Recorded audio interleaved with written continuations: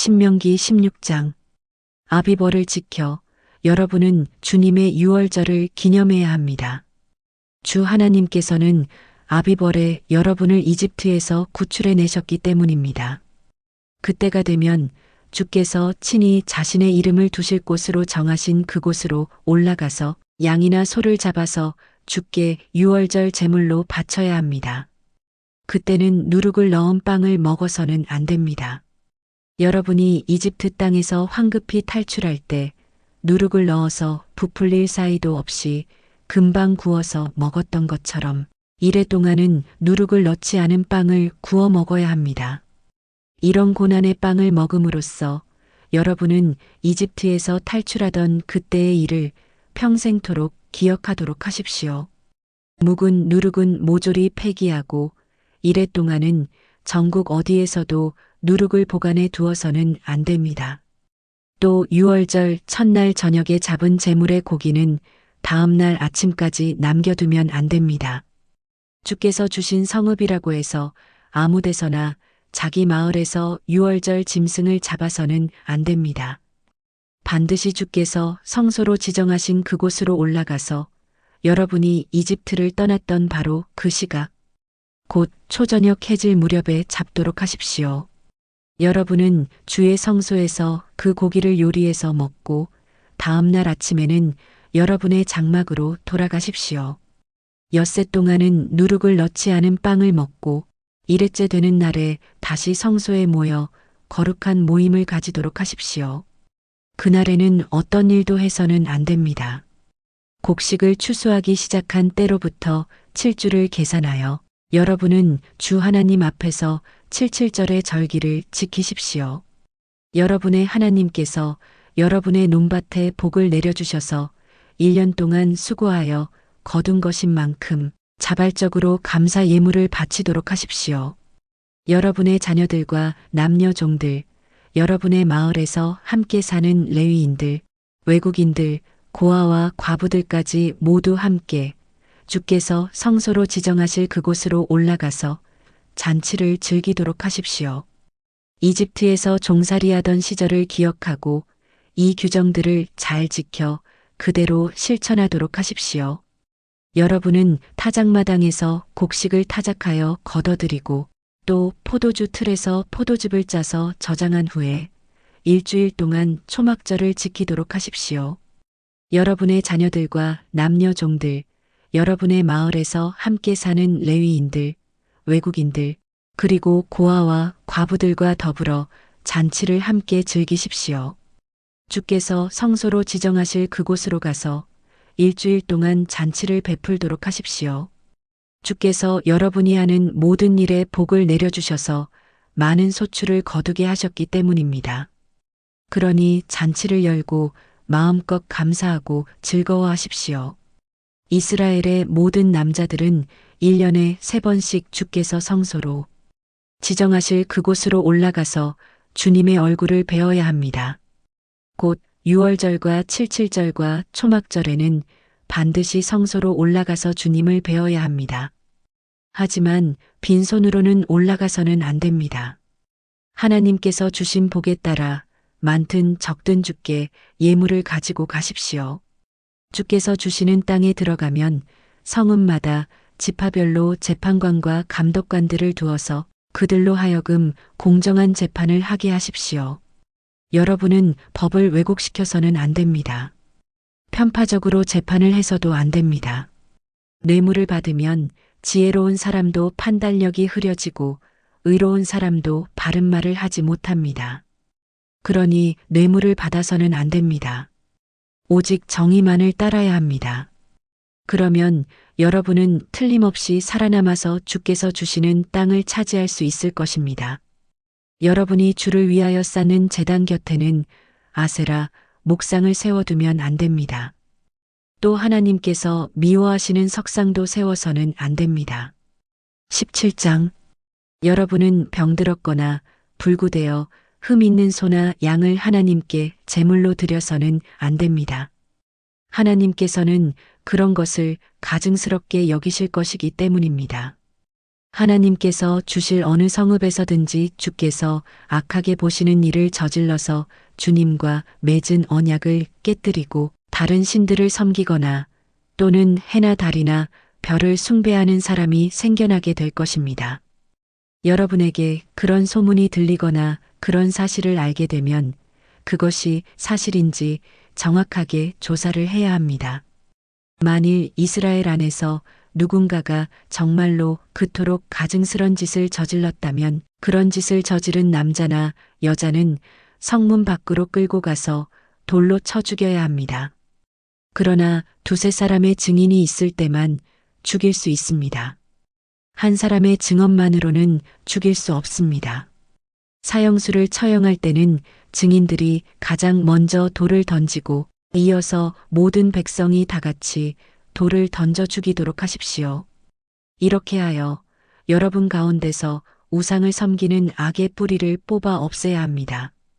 여러분들 사이에 살인이나 다툼이나 분쟁이 일어났는데 판결을 내리기가 곤란한 경우에는 그 문제를 가지고 주께서 지정해 놓으신 장소로 가도록 하십시오.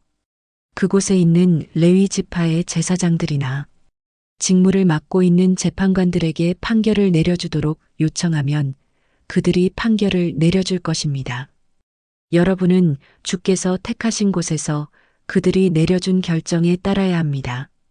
그들이 여러분에게 지시한 것은 무엇이든 그대로 따라야 합니다.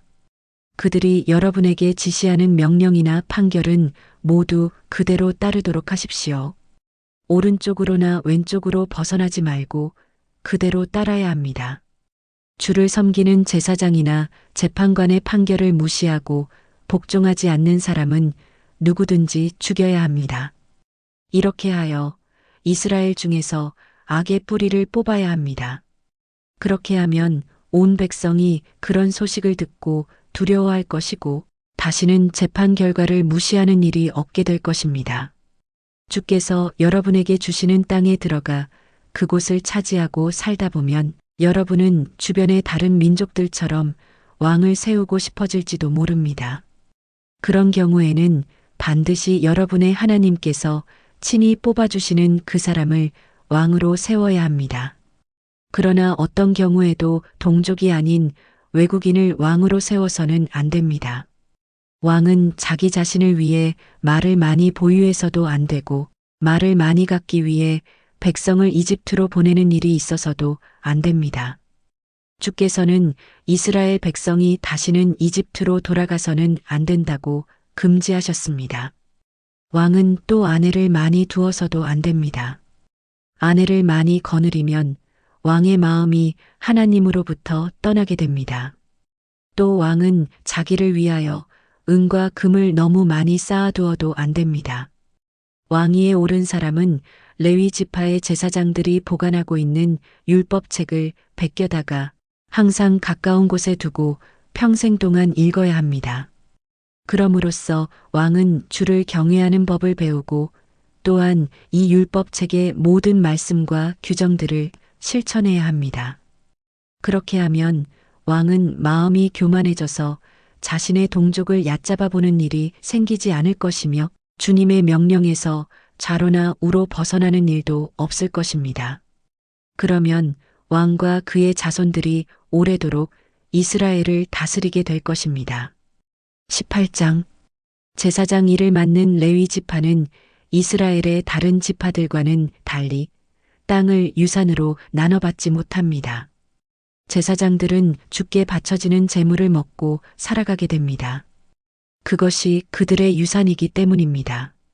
그들이 유산으로 땅을 나눠받지 않는 것은 주께서 약속하신 대로 주가 곧 그들의 유산이 되기 때문입니다. 누군가 소나 양을 주께 제물로 바치면 제사장은 그 제물을 바친 사람에게 그 제물의 앞다리 하나와 두 턱과 내장을 받을 수 있는 권리가 있습니다. 여러분은 처음 거둔 곡식과 포도즙, 기름, 처음 깎은 양털도 제사장에게 주어야 합니다. 여러분의 주께서 이스라엘의 모든 지파들 가운데서 레위 지파를 선택하여 그들로 하여금 자손 대대로 성전에서 주를 섬기도록 하셨기 때문입니다. 이스라엘의 성읍들 중 어디에 살든 레위 사람들은 원하기만 하면 주께서 지정하신 성소로 찾아가서 이미 그 성소에서 봉사하고 있는 다른 자기 형제들과 마찬가지로 그도 역시 주 하나님을 섬길 수 있습니다. 그렇게 하면 그에게는 성소에 있는 다른 레위인들과 똑같이 재물의 몫을 나누어 받을 권리가 있게 됩니다. 물려받은 가산을 팔아서 받은 돈이 그에게 따로 있더라도 그것과는 상관없이 재물을 나눔에 있어 그 사람도 당연히 한 몫을 받을 권리가 있습니다. 하나님께서 여러분에게 주시는 땅에 들어가게 되면 그곳의 민족들이 행하는 가증스러운 풍속을 본받지 마십시오. 여러분들 중에는 아들이나 딸을 불태워 우상에게 제물로 바치는 사람이 있어서는 안 됩니다. 또 점쟁이나 무당이나 박수에게 점치는 사람도 있어서는 안 됩니다. 주문을 외는 자나 죽은 사람의 넋을 불러내는 자에게 자기 인생의 일을 물어보는 사람이 있어서는 안 됩니다. 그런 짓을 하는 사람은 누구든지 주께서 크게 미워하실 것입니다. 그 땅에 사는 백성이 바로 그런 짓들을 행했기 때문에 여러분의 하나님께서 그들을 여러분 앞에서 쫓아내시는 것입니다. 그러므로 여러분은 하나님 앞에서 흠없이 온전하게 살아야 합니다. 여러분이 쫓아낼 민족들은 점쟁이나 무당의 말을 듣지만 여러분의 하나님께서는 여러분이 그런 방식으로 사는 것을 허락하시지 않습니다. 주께서는 여러분의 동족 가운데서 나와 같은 예언자 한 사람을 세워주실 것입니다. 그러므로 여러분은 주께서 세워주신 예언자의 말에 귀를 기울여야 합니다. 호렙산에서 모였을 때 여러분이 주께 간구한 것이 바로 그것이었습니다. 그때 여러분은 하나님께 호소했습니다. 우리가 다시는 우리 주의 음성을 듣지 않게 해주시고 다시는 그 큰 불을 보지 않게 해주십시오. 우리가 죽을 것만 같습니다. 그때 주께서는 내게 말씀하셨습니다. 그들의 말이 옳다. 내가 그들의 동족 가운데서 너와 같은 예언자 한 사람을 일으켜 세우고 그 예언자의 입을 통하여 내가 그들에게 말하겠다. 내가 예언자에게 명령하면 그가 그들에게 그대로 전하도록 하겠다. 그가 내 이름으로 말할 때에 누구든지 그 예언자의 말을 듣지 않는 사람은 내가 벌을 내릴 것이다. 또 어떤 예언자든 내가 명령하지도 않았는데 제멋대로 내 이름을 내세우고 말하거나 혹은 다른 신들의 이름을 내세우며 말한다면 그 예언자는 반드시 죽임을 당할 것이다. 그런데 여러분은 그 말이 주께서 명하신 말씀인지 아닌지를 우리가 어떻게 분별할 수 있겠는가? 라는 생각을 가질 수 있습니다. 예언자가 주의 이름으로 선포한 내용이 그대로 이루어지지 않으면 그것은 주께서 명하신 말씀이 아닙니다. 그 사람은 제멋대로 예언을 한 것이므로 여러분은 그런 사람을 두려워할 필요가 없습니다. 19장 하나님께서 여러분에게 주시려고 하는 땅에서 여러분이 거기 살고 있는 민족들을 몰아내고 여러분이 그들의 성읍에 정착하여 살게 될 때 여러분은 주께서 여러분에게 차지하게 하실 성읍들 가운데 새 성읍을 골라 도피성으로 따로 정해 놓도록 하십시오. 주께서 여러분에게 유산으로 주실 땅을 세 구역으로 구분하고 구역마다 도피성을 정해 놓고 길을 잘 닦아서 살인을 한 사람은 누구라도 그곳으로 도피할 수 있게 하십시오. 본래 원한이 없는데도 실수로 사람을 죽였을 경우에는 누구든지 그곳으로 도피하여 살 수가 있습니다. 어떤 사람이 이웃과 함께 나무를 베러 숲에 갔다가 도끼를 휘두르며 나무를 찍던 중 도끼머리가 우연히 자루에서 빠져나가 그의 이웃을 죽였을 경우 그 사람은 가까운 도피성으로 피하면 살 수가 있습니다. 그는 본래 이웃에게 원한이 없었기 때문에 사형을 당할 이유가 없지만 죽은 자의 친족이 홧김에 그 살인자를 뒤쫓아가서 그가 도피성에 이르기 전에 그를 붙잡아 쳐 죽일 수 있습니다. 그런 일이 생기지 않도록 여러분은 도피성을 너무 먼 곳에 두지 않아야 합니다. 내가 여러분에게 새 성읍을 따로 떨어지게 지정해 두라고 한 것은 이런 이유에서입니다. 하나님께서 여러분의 조상들에게 맹세하신 대로 여러분의 영토를 넓혀 주시고 조상들에게 약속하신 땅을 모두 여러분에게 주실 때에는 새 성읍으로는 도피성이 부족하게 될 것입니다. 내가 오늘 여러분에게 명한 이 모든 계명을 여러분이 잘 지키고 주를 사랑하여 주께서 가르쳐 주신 길에서 벗어나지 않으면 여러분은 더 많은 땅을 차지하게 될 것이고 그렇게 되면 여러분은 본래의 새 도피성에 다시 세 개의 도피성을 더 지정하도록 하십시오. 그럼으로써 주께서 여러분에게 유산으로 주시는 땅에서 죄 없이 피를 흘리는 일이 없도록 해야 할 것입니다. 그러나 어떤 사람이 이웃에게 원한을 품고 기회를 노리고 있던 중 그에게 달려들어 일부러 쳐 죽인 다음 도피성들 가운데 한 곳으로 피신했다면 그가 사는 마을의 장로들은 사람을 보내어 도피성에서 그를 붙잡아다가 복수하려는 사람에게 넘겨주어 그를 죽이게 해야 합니다. 그런 살인자를 불쌍히 여겨서는 안 됩니다. 무고한 자의 피를 흘리는 죄악이 이스라엘 안에는 없어야 합니다. 그래야 여러분이 평안히 살 수 있을 것입니다. 주께서 주시는 땅에서 여러분이 살게 될 때에 어느 누구든지 자기 땅을 넓히려고 여러분의 조상이 이미 세워놓은 이웃 사이의 경계석을 옮겨서는 안 됩니다. 누가 무슨 죄를 저질렀든 한 사람만의 증언으로는 유죄 판결을 내리지 말아야 합니다. 반드시 두세 사람의 증인이 있어야 유죄로 인정될 수 있습니다. 다른 사람에게 죄를 덮어 씌우려고 거짓으로 증언하는 자가 있을 경우 당사자인 두 사람은 주께서 계시는 성소로 나가서 제사장이나 담당 재판관들에게 판결을 받아야 합니다. 재판관들은 철저하게 조사한 다음 누구든 거짓으로 증언을 한 것이 밝혀지게 되면 그가 자기 동족에게 입히려고 했던 바로 그 형벌을 그에게 내려야 합니다. 그렇게 함으로써 여러분들 사이에서 악행을 뿌리 뽑아야 합니다. 그런 다음에는 거짓 증인이 처벌된 소식을 온 이스라엘에 알려야 합니다. 그래야 모두들 두려워하여 그런 악행을 저지르는 사람이 사라지게 될 것입니다. 여러분은 그런 거짓 증인을 불쌍히 여기면 안 됩니다. 생명은 생명으로, 눈은 눈으로, 이는 이로, 손은 손으로, 발은 발로 응징해야 합니다. 20장.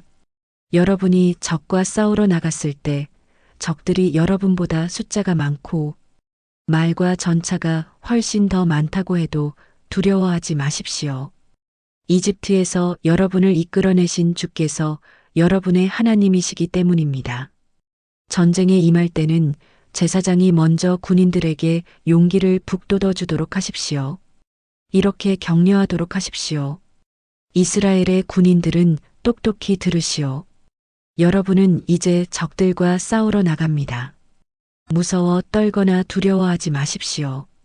여러분의 하나님께서 여러분과 함께 출전하셔서 그분께서 친히 여러분의 원수를 쳐부수고 여러분에게 승리를 안겨주실 것이요.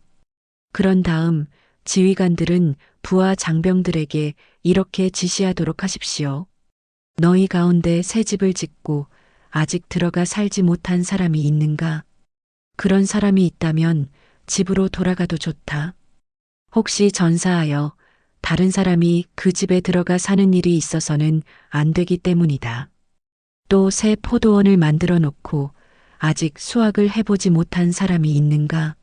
그런 사람은 돌아가도 좋다.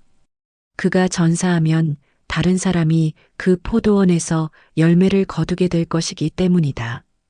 또 약혼만 하고 아직 결혼하지 않은 사람이 있는가? 그런 사람은 돌아가도 좋다. 그가 전사하면 다른 사람이 그의 약혼녀와 결혼하게 될 것이기 때문이다. 또 지휘관들은 다시 한번 부하 장병들에게 이렇게 물어보도록 하십시오. 여러분 가운데 두려워서 마음이 약해진 사람이 있는가? 그런 사람은 돌아가도 좋다. 그런 사람은 다른 형제들의 사기만 떨어뜨릴 뿐이기 때문이다. 이 같은 지시가 끝나면 지휘관들은 각 부대장들을 임명하여 자기 부대를 통솔하도록 하십시오. 여러분이 어떤 성읍을 공격하게 될 때에는 먼저 그 주민들에게 평화적으로 항복할 것을 제안하십시오. 그 주민들이 평화적으로 항복하겠다고 하고 성문을 열어주면 그 성 안에 있는 주민들에게는 노역을 부과하여 여러분을 위해 일하게 하십시오. 그러나 그들이 여러분의 평화 제안을 거부하고 여러분과 싸우려고 한다면 그 성읍을 포위하고 공격하십시오. 하나님께서 그 성읍을 여러분의 손에 넘겨주시거든 그 성읍의 남자들은 모조리 칼로 쳐 죽이십시오. 그러나 여자와 어린아이, 가축과 그 성 안에 있는 모든 것들은 여러분이 전리품으로 차지할 수 있습니다. 적들에게 빼앗은 것은 하나님께서 여러분에게 주신 것이므로 여러분이 마음 놓고 가져도 됩니다. 하지만 이런 규정은 여러분이 사는 곳에서 아주 멀리 떨어진 성읍들을 정복할 때에만 해당됩니다.